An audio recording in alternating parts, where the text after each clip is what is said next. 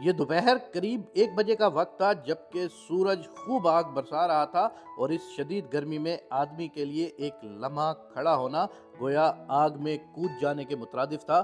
وہ اپنی اہلیہ کو سکول سے واپسی گھر لے جانے کے لیے بائک دوڑائے جا رہا تھا۔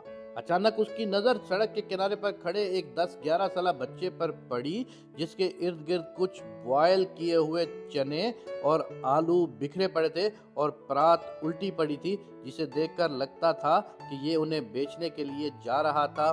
وہ بیچارہ دنیا سے بے خبر حیرت کا بت بنے ان بکھرے ہوئے چنوں اور آلوؤں کو کھڑا دیکھ رہا تھا۔ جس حسرت سے وہ انہیں دیکھ رہا تھا، یوں لگتا تھا شاید اس کی زندگی بھر کا سرمایہ آج لمحے بھر میں ملیا میٹ ہو گیا۔ سادہ سا لباس جو کئی جگہوں سے پھٹا ہوا تھا، بکھرے ہوئے بال، چہرے پر چھائیاں جو گرمی میں دوڑ دھوپ کرنے کی وجہ سے چہرے پر نمایاں نظر آ رہی تھیں۔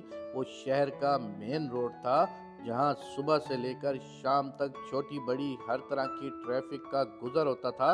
لوگ اپنی اپنی مصروفیات میں مگن وہاں سے گزر رہے تھے، کسی نے بھی رک کر اس کا حال تک نہ پوچھا۔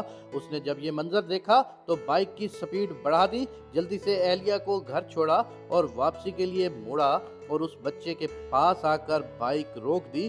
کیا ہوا؟ اس نے رکتے ہی بچے سے پوچھا۔ بچہ مرجھائے ہوئے چہرے سے بولا، بس صاحب وہ پاؤں کسی چیز میں الجھ گیا تھا، اس لیے یہ سارا کچھ الٹ کر بکھر گیا۔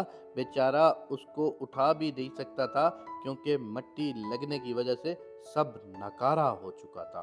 کتنے کا ہوگا یہ سارا سامان؟ اس نے پھر سوال داغا۔ بچہ بدی ہوئی آواز میں بولا، یہی کوئی 1000-1200 کا ہوگا صاحب، اور پرات کو دیکھ کر اندازہ یہی تھا کہ 1000-1200 کا ہی ہوگا۔ اس نے جھٹ سے جیب میں ہاتھ ڈالا، چند 50-50 کے نوٹ جو یکجا کیے گنے بغیر اس کے ہاتھ میں تھما دیے اور کہا، بیٹا 1000-1200 تو میرے پاس نہیں ہے، یہ رکھ لو، کچھ تو نقصان کا ازالہ ہو جائے گا۔ بچے نے نہ چاہتے ہوئے بھی اس کے ہاتھ سے پیسے پکڑ لیے اور اس نے گھر جانے کے لیے بائک آگے بڑھا دی۔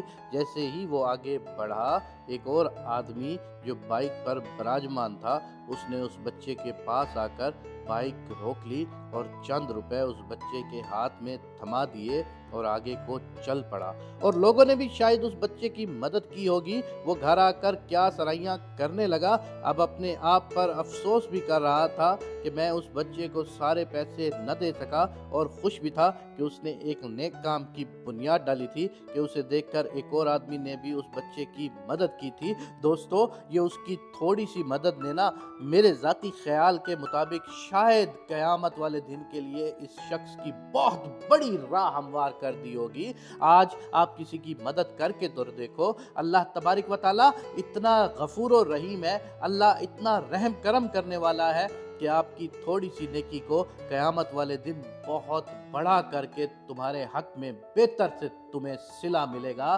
اللہ ہمیں نیکی کرنے کی توفیق عنایت فرما، آمین یا رب العالمین۔